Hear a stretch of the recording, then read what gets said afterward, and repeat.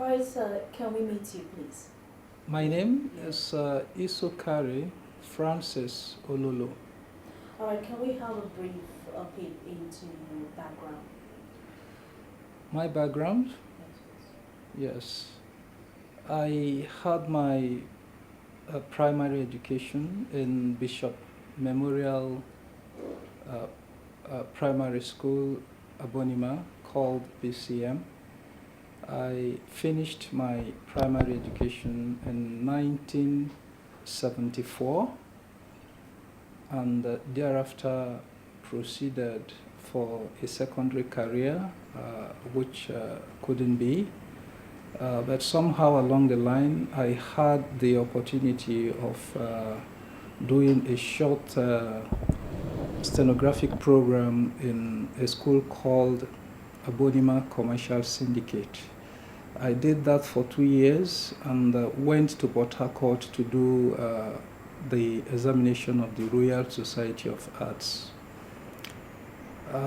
There, I met someone who was looking for a shorthand subject teacher, and I was interviewed. I passed and was asked to go to Yenegua to go and teach. So I went to Yenegua, and since then it has been walking and reading. And I worked and read and got my GCE, I think around 78 and 1980, and thereafter continued that way and made some professional papers in stenographic studies and accounting studies. In fact, I registered with the Association of Accounting Technicians in London, read up to their level 2, and when it became very difficult to send money abroad for studies, I had to stop there. Unfortunately, the degree program came, and I had to switch over to the degree program. And in 1997, I was able to finish my first degree, and by the special grace of God, I made a first class and was the best graduating student in the Faculty of Management Sciences in the River State University of Science and Technology, Port Harcourt. Thereafter, I continued with the school and also had my master's in business administration or general management, as the case may be. In 2000, somehow the Senate sat only in 2004. And after that, I continued with my PhD program. And in the year 2009, I qualified in the University of Abertay, Dundee, in Scotland. That's about my education. Alright, that's a very full one. Thank you very much. Now let's go to your books. Are Yes. these your first books, and what inspired you to write? Yes, these are my first books. The Shepherd Leader, The Unexplored Leadership Style, and The Quest for Distinction, The Odd Discovery. Yes, I've had a lot of experiences in life. You can see I have passed through the tortuous path, and that has prepared me for what I have just done. For instance, the quest for distinction arose when I looked at the way I moved in life, the challenges I had, and I was able to overcome all. I did develop some principles in life which I followed strictly, and that is why I came up with the quest for distinction. I saw a lot of mediocrity around the corner, people going after reward rather than service, And in the quest for distinction, you will see I was talking about not making reward a focal point, but making service a focal point. So for mediocrity, I set out to do the quest for distinction, and I believe I have validated the principles I have here by my own life style.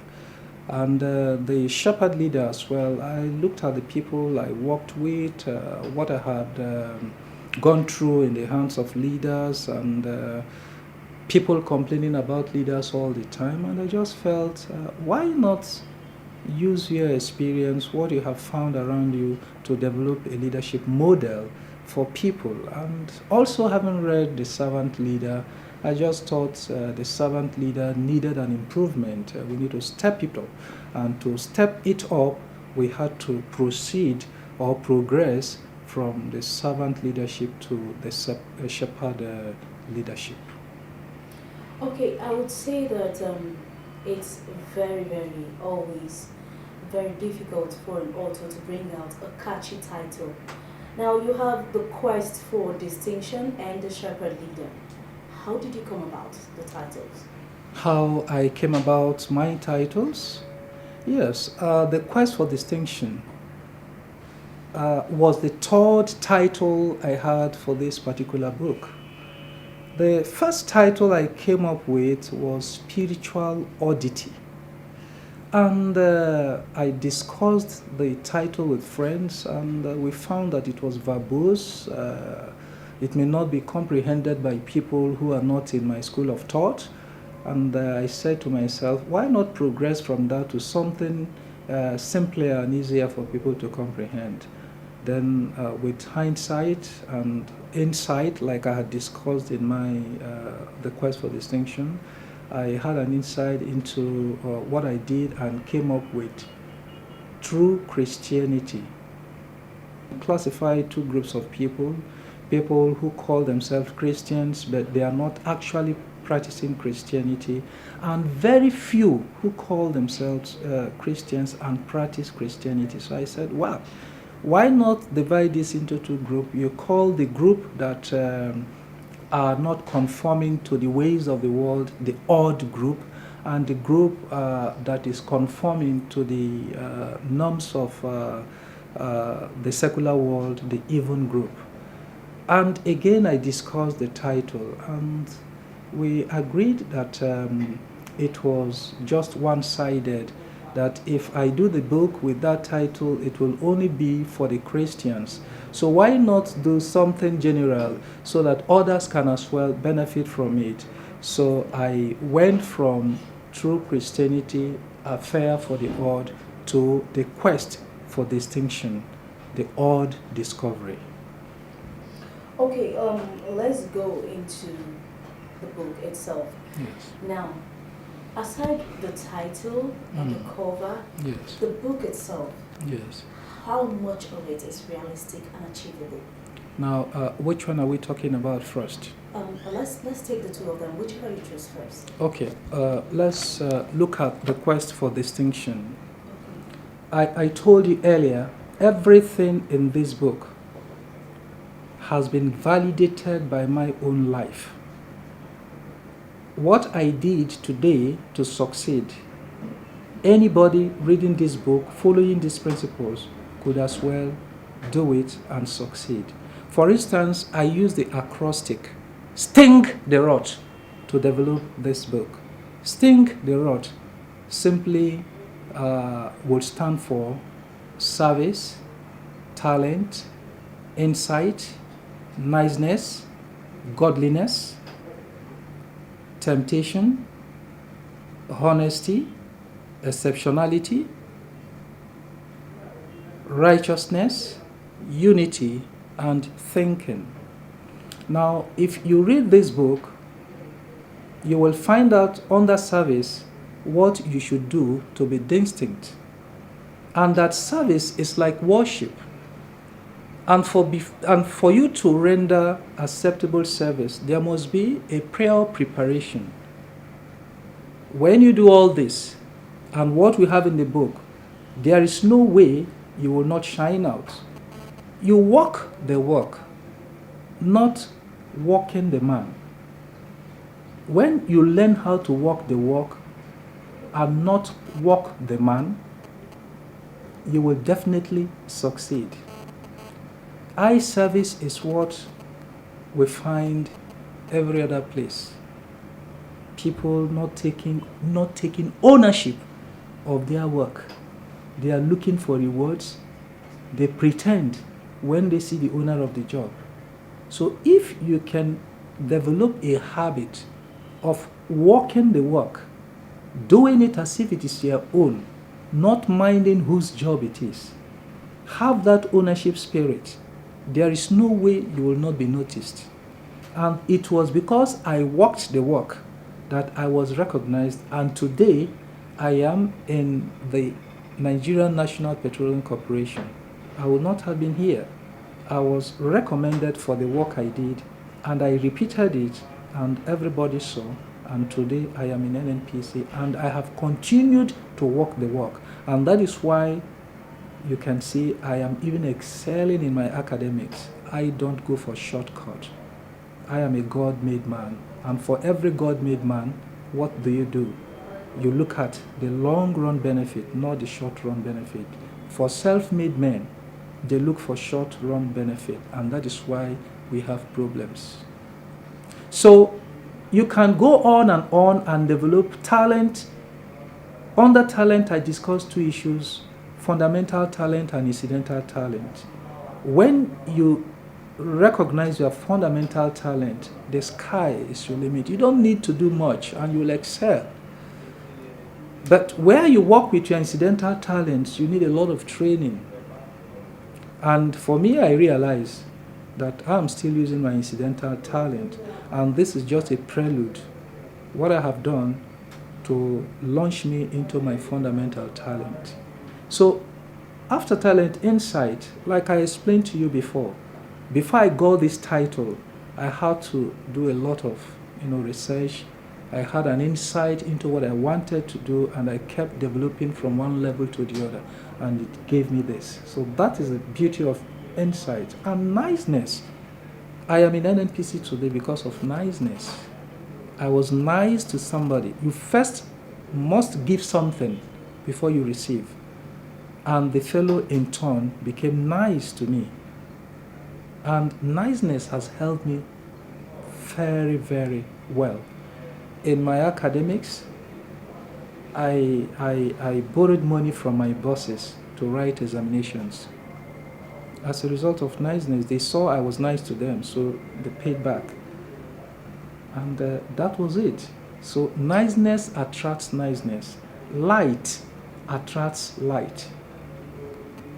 You talk about godliness. That is the basis. If you are godly, you are the send. People see you immediately and they relate with you because you are not a cheat. They know they can trust you. They know you can deliver what you have promised. And if you have that godly mind, in fact, the sky is your stepping stone. Then temptation. I realize that I will be tempted. I will have certain things that will make me miss my mark. But having that knowledge, I have refused to be defocused. I am always focused. And I don't care who brings in the challenge. I would always make sure I go to my God and I break the neck of that challenge and I move on. And that has helped me even in my career. I have had a lot of challenges, people possibly not liking what you are doing, or people who do not want you to move ahead, who want you to remain there. Somebody had even told me, all you need is just a first degree, and that is all in NNPC. And I just laughed. I didn't take that into account. I went ahead, did my master's, and I went ahead and did my PhD. And today, everybody, the world is going to benefit from what we have in these two books. I am telling you as I speak to you, these books have been translated into 5 languages, foreign languages, and they are on more than 30 websites. So it has a high level of acceptability. So we talk about unity. In the book you will see I treated unity in 4 perspectives: unity at the personal level, unity at the society level, unity at at godly level, and I have practiced these 4 levels of unity. I have unity at my home, at the family level. That is why I can find the time to be focused. I can sleep in the office for 2 weeks running, and my wife wouldn't bother. She trusts me. She knows I'm doing what I want to do, and I am honest. So I have that unity with my family. I have unity with myself, so I don't get disturbed anyhow. I have unity with the society. I don't commit crimes. Yeah. So, and I have unity with God, because God first is my principle. Let's discuss the shepherd leader, because you have asked me about the 2 books.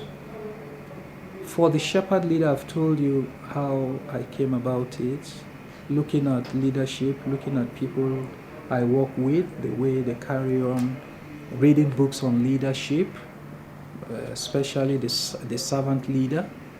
I felt I should do something that would give the world a fresh leadership model which hasn't got too much academic sophistication, that the ordinary man on the street can relate with. So what are we talking about? Here we are talking about spiritual and traditional thinking in leadership. Now, the shepherd leader is a leadership style that stresses the fact that a leader should have a goal before heart, and also a die for heart. When you have a goal before heart, you go before your flock, you go before your followers, and you are also willing to die for them. Then you are a proper leader, because any leader can emerge. A madman can run into this room, and if we follow him out, if we run after him and get out of this room, he has influenced us, and that is the power of leadership. So at that particular period, he has become our leader. Now, in the secular leadership, we have 2 fundamental factors: the influence and the sanctioning power. These are the prominent variables you find in the secular leadership. Now, with the shepherd leader, what you find is the rod and the staff. The rod, as you can see, representing the sanction power, and the staff representing the empowerment, the influence. Boy David in Psalm 23 told us that thy rod and thy staff, they comfort me. So what he is invariably telling us is that every leadership must have a rod and